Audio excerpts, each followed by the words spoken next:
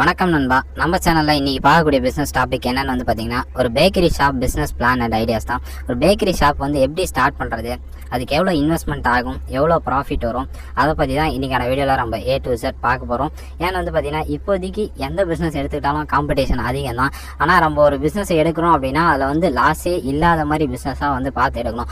அந்த மாதிரி பார்த்தீங்கன்னா இந்த பிஸ்னஸ் வந்து பார்த்திங்கன்னா உங்களுக்கு எந்த விதத்துலையும் ஒரு லாஸே தராது. ஏன்னு வந்து பார்த்திங்கன்னா, இந்த ஃபுட் ரிலேட்டட் பிஸ்னஸ் நீங்கள் ஸ்டார்ட் பண்ணீங்க அப்படின்னா உங்களுக்கு எப்பயுமே வந்து லாஸ்ன்றது ஒன்று இருக்கவே இருக்காது.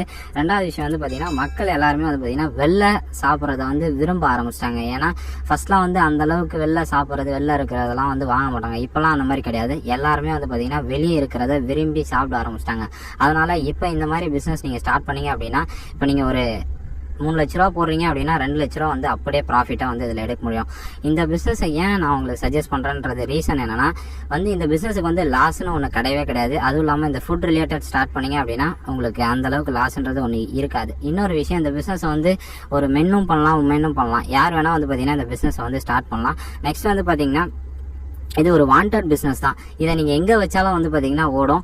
அதனால் வந்து பார்த்திங்கன்னா இதுக்குன்னு சொல்லிட்டு நீங்கள் பெருசாக மார்க்கெட்டிங் அதெல்லாம் வந்து பண்ணணுன்ற அவசியமும் கிடையாது. நெக்ஸ்ட் வந்து பார்த்திங்கன்னா, இதுக்குன்னு தனியாக கஸ்டமர் பேஸ் இருந்துட்டு தான் இருக்காங்க.